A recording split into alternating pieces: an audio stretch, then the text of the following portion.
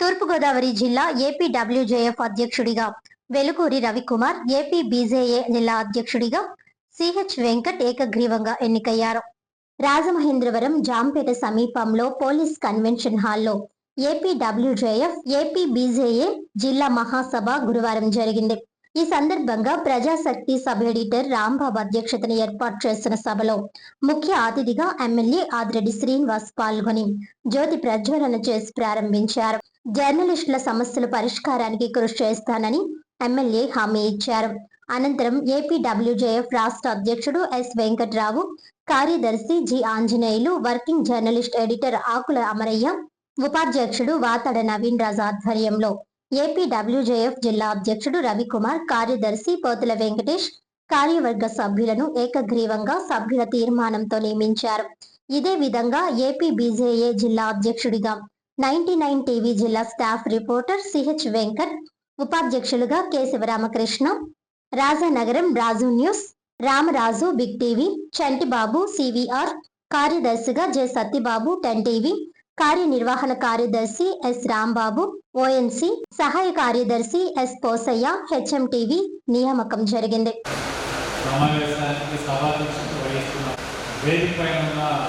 రాష్ట్ర ప్రధాన కార్యదర్శి ఆంజనేయులు గారికి, రాష్ట్ర మరియు జిల్లా ఇప్పటికే ఆంజనేయులు గారు రాష్ట్రంలో ఉన్న ఫెడరేషన్ సభ్యుల తాలూకు సమస్యలన్నీ కూడా తెలియజేయడం జరిగింది.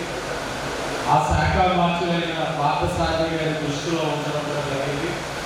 శాసనసభ్యుడిగా నా వంతుగా మాట సహాయం అయితే తప్పకుండా పార్థసారథి గారికి ఫెడరేషన్ తాలూకు సమస్యలు పరిష్కరించడానికి ఆయన వంతు కృషి చేయమని మాట సాయంగా తప్పకుండా చేరవేస్తానని ఆయనకి తెలియజేస్తూ, ఇది ప్రజాస్వామ్య ప్రభుత్వం.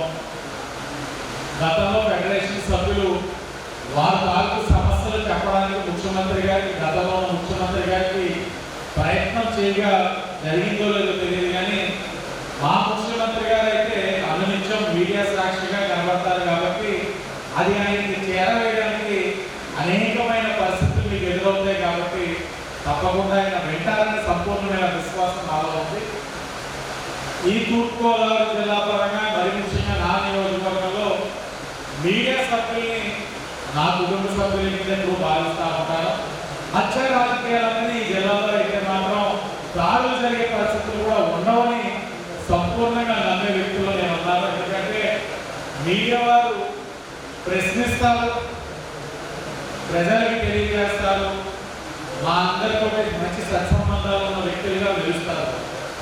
కాబట్టి అలాంటి సంస్కృతి సాంప్రదాయాలు జిల్లా వరకు ఉండవు, కానీ అది వేరే జిల్లాలో జరిగిన దాన్ని స్ఫూర్తిగా తీసుకునే పరిస్థితులు కూడా ఉంటాయి. కాబట్టి మీడియా వారిపైన జరిగే దాడిని ప్రతిఘటించే పరిస్థితులు ఎప్పుడు కూడా రాజ్యాంగబద్ధంగా కూడా ఉండాలి.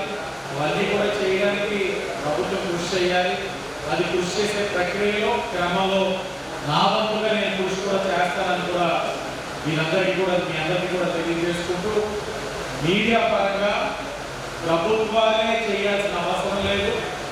ఈరోజు వ్యక్తిగతంగా నా కుటుంబం కూడా ఈరోజు కూడా మీడియాకి ఏది అవసరమైనా వారికి అందించే సహాయ సహకారాలు ఎప్పుడు కూడా ముందున్నా భవిష్యత్తులో కూడా ఉంటామని కూడా ఈ వేదిక ద్వారా మీ అందరికీ కూడా తెలియజేస్తూ, మీడియా హక్కుల సంరక్షణలో ఫెడరేషన్ వారు ఎప్పుడు కూడా కృషి చేయాలని నిరంతర ప్రక్రియ. ఈరోజు మనం కృషి చేయగా రేపన్నది కొత్త సమస్య ఉద్భవిస్తారు. ఆ సమస్యకి మన తాలూకు ఆలోచనలు మరి ఇప్పుడు కూడా పదులు పెట్టుకునే ముందుకు వెళ్ళాలి. ఆ చేసే ప్రక్రియలో శాసనసభ్యుడిగానే కాకుండా నా కుటుంబం ఎప్పుడు కూడా అండగా ఉంటుందని కూడా తెలియజేసుకుంటూ అందరికీ ధన్యవాదాలు. సమాధానం నడిపించేటువంటి 4వ స్థానం జర్నలిజం. ఎలక్ట్రానిక్ మీడియా ఎంత పొలిటికల్ స్పీడ్గా ఉన్నా నేనైతే రోజు రాత్రి 12 అయినా 1 గంట అయినా అన్ని పేపర్లు చదివి అప్పుడు కానీ పడుతుంది. ఇంకేంటంటే ఎలక్ట్రానిక్ మీడియా కవర్ చేయించి కూడా ప్రింట్ మీడియా కవర్ చేయడం ఏదో కారణంలో ఎక్కడెక్కడ ఊళ్ళో అలాగే సమాజాన్ని జాగృతం చేసేటువంటి బాధ్యతలో నేను అందరూ చాలా బాధ్యతమైనటువంటి పాత్ర పోషిస్తున్నాను. అటువంటిది నేను శాసనసభ్యుడిగా 2014-15లో ఉన్నప్పుడు జర్నలిస్టులకి ఒక విధమైనటువంటి సంక్షేమం కలగాలని ప్రెస్ క్లబ్ని అన్ని విధాల తీర్చిదిద్ది ఆదాయ వనరులు సమకూరేలాగా దానికి విచారంటే వాళ్ళ జర్నలిస్టులకి ఒక బేస్ ఉండాలని చెప్పి రాజమండ్రిలో నేను ఉన్నప్పుడైతే సంపూర్ణంగా ప్రెస్ క్లబ్ తీర్చిదిద్దడం జరిగింది. నేనైతే ఆ రోజుల్లో హౌసింగ్ అయితే జీరో, ప్రతి ఒక్కరికి కూడా ఇప్పుడున్న జర్నలిజంలో నేను 3 తరం జర్నలిజం చూశాను. నేను ఫస్ట్ తరం జర్నలిజంలో సమాచారం ఆంజనేయ గారి కానించి, వరదా బ్రహ్మానందం గారి కానించి, అలాగే పెద్దవాళ్ళు అందరినీ చూశాను. తదుపరి సమాచారం సుబ్రహ్మణ్యం గారు కానీ, అలాగే గల్లప్ శ్రీనివాస్ గారు కానీ, అంటే యూనికేషన్ కాజులు గల్లప్ శ్రీనివాస్ గారు సాయంత్రం 6-7 యూనికేషన్స్ వచ్చి అందరం కూడా ఆ యూనికేషన్ కోసం ఎగబడి చూశారు. అంత జర్నలిజం చూశారు. ఇప్పుడున్న జర్నలిజం చూస్తున్నాం. ఇప్పుడున్న జర్నలిజంలో అయితే మాత్రం జర్నలిస్టులకి ఇంకా సరైనటువంటి న్యాయం జరగాలనేటువంటిది మాత్రం అనుకున్న న్యాయం జరగలేదు. ఎందుకంటే చాలా సందర్భాల్లో చూస్తున్నాను. ఇవాళ అన్ని రంగాలు అందరికీ పెన్షన్ ఉన్నాయి. జర్నలిస్టులు పెన్షన్ ఉన్నాయని అడుగుతుంటే, రాంబాబు అడుగుతుంటే 18 రాష్ట్రాలు ఉన్నాయని 20 రాష్ట్రాలు ఉన్నాయని రాష్ట్రంలో లేదు. కంపల్సరీగా ఇచ్చారంటే సమాజం జాగ్రత్త కావాలన్న సమాజాన్ని చైతన్యవంతం చేయాలన్నది చాలా కీలక పాత్ర పోషిస్తున్నారు. అటువంటి మీకు పెన్షన్ లేకపోవడం అనేది చాలా ఇబ్బంది. ప్రభుత్వం కొన్ని వేల కోట్లు ఖర్చు పెడుతుంది. ఓ రకంగా అంటే ఇందులో చాలామంది ప్రతి అంశం మీద అవగాహన కలిగి ఉంటారు.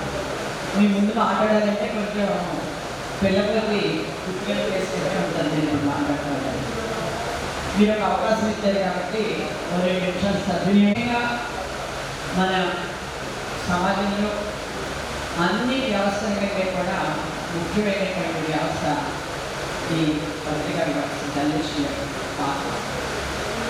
పూర్వం మనం చూసాము, స్వాతంత్ర కాలంలో కూడా ఎంతోమంది పత్రికలు నడిపి ఆ పత్రిక ద్వారా ప్రజల్లో చైతన్యం తీసుకుని వచ్చి ఆ చైతన్యం ద్వారా మనకి స్వాతంత్రాన్ని సంపాదించుకోవడానికి ఒక అవకాశాన్ని కల్పించుకుంటుంది.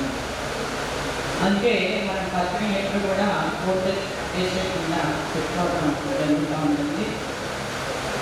ముఖ్యంగా ఈ రోజున సమాజంలో ఉన్నటువంటి జరుగుతున్నటువంటి అన్యాయాన్ని, అనాచారాన్ని ఏమైనా బయటికి రావాలి అంటే మన పెద్ద చెప్పినట్టు రవికాంత్ చెప్పినట్టు అనేటటువంటి విధానంగా ప్రజలకు కూడా తెలియకుండా జరుగుతున్నటువంటి ఎన్నో సంఘటనలు వెలికి తీసుకోగలిగినటువంటి శక్తి ఈ జర్నలిస్ట్ స్వాతంత్రం అనేటటువంటి మనం కూడా ఒప్పుకోగలుగుతున్నటువంటి అవసరం. అయితే ఇటీవల కాలంలో జర్నలిస్ట్ స్వాతంత్రం జరుగుతున్నటువంటి కొన్ని వాటి మీద జరుగుతున్నటువంటి సంఘటనలు చూస్తున్నంత మాత్రం బాధాకరంగా ఉంది. వాటి ప్రతి ఒక్కరు కూడా ఖండించవలసినటువంటి అవసరం గురించి చాలా మంది మాట్లాడారు కాబట్టి వాటి ప్రస్తావన చేయడం లేదు. విజయవాడలో ఒక మహాప్రదర్శన నిర్వహించాం. దానికి రాష్ట్రం నలుమూల నుంచి చాలా పెద్ద సంఖ్యలో జర్నలిస్టులు వచ్చారు. సమాచార శాఖ మంత్రి పార్థసారథి గారు ఆ రోజు జరిగినటువంటి సమావేశానికి హాజరై వారు మన సమస్యల మీద వాళ్ళని హామీ ఇచ్చారు. మనం ప్రతి సంవత్సరం అక్టోబర్, నవంబర్లో అనౌన్స్ చేసేవాళ్ళు. ఈసారి అలా కాకుండా ఏప్రిల్ మొదటి వారంలోనే ఈ ఆరోగ్య బీమా పథకం పునరుద్ధరించినట్టు ప్రభుత్వం జీవో జారీ చేయడం జరిగింది. అలాగే మన మహాసభలో మనం ఆ సమావేశంలో విజ్ఞప్తి చేసిన మేరకు జర్నలిస్టుల కుటుంబాలకు అన్ని జిల్లాల్లో ఆరోగ్య పరీక్షలు నిర్వహించే శిబిరాలను నిర్వహించమని మనం కోరాం. ఆరోగ్యశ్రీని కూడా మళ్ళీ దాదాపుగా అన్ని జిల్లాల్లో ఇప్పటికే ఆరోగ్య శిబిరాల నిర్వహణ కూడా జరిగింది. నిన్న కాక మొన్న 25వ తేదీ నాడు ప్రభుత్వం మరో జీవో కూడా జారీ చేసింది. జర్నలిస్టుల అవార్డులకు సంబంధించి విధి విధానాల రూపకల్పనకు కమిటీని నియమిస్తూ ఒక జీవోని జారీ చేయడం జరిగింది. అంటే మనం ప్రస్తావించిన వాటిలో అనేక సమస్యల పరిష్కారం పూర్తయింది ప్రభుత్వం వైపు నుంచి. ఇంకా ప్రధానమైనటువంటి సమస్యలుగా ఒక 2-3 ఇష్యూస్ సంబంధించి ఆ కమిటీ నియామకం ఇంతవరకు జరగలేదు. ఇది రాష్ట్ర స్థాయిలో హోంమంత్రి ఆధ్వర్యంలో ఈ కమిటీ ఉంటుంది. జిల్లాల్లో ఎస్పీల ఆధ్వర్యంలో ఈ కమిటీ నిర్వహిస్తారు. ఈ కమిటీ నియామకం ఇలా జరగలేదు.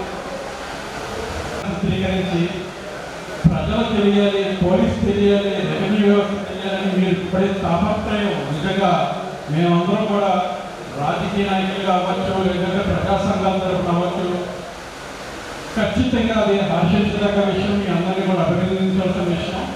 మీరు ఏ విధంగా అయితే ప్రతిరోజు ప్రతినిత్యం ఉదయం 6 గంటల నుండి రాత్రి 12 గంటల వరకు అన్పెయిడ్ సర్వీస్, ఏ రోజు ఏమవుతుందో తెలియదు, కానీ నిత్యం రోడ్డు మీద ఉంది.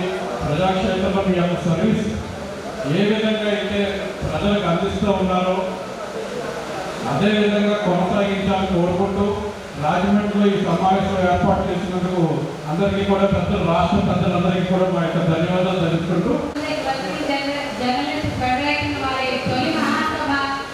దిగ్విజయంగా జరగడం చాలా సంతోషంగా ఉంది.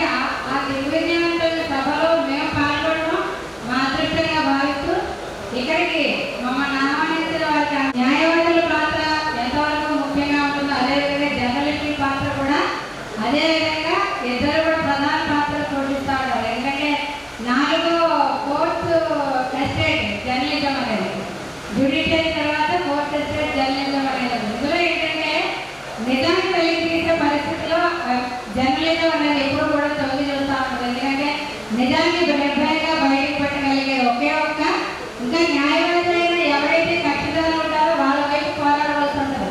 అది న్యాయమైన, ధర్మమైన, అధర్మమైన. కానీ జర్నలిజం ఏదైతే ఉందో అది ఖచ్చితంగా విలువలు కట్టుబడి నిజాయితీగా ఎవరైతే నిజాలు ఉంటుందో నిర్భయంగా బయటకు చెప్పేది జర్నలిజం. అటువంటి జర్నలిజంలో ఉన్న మీ అందరి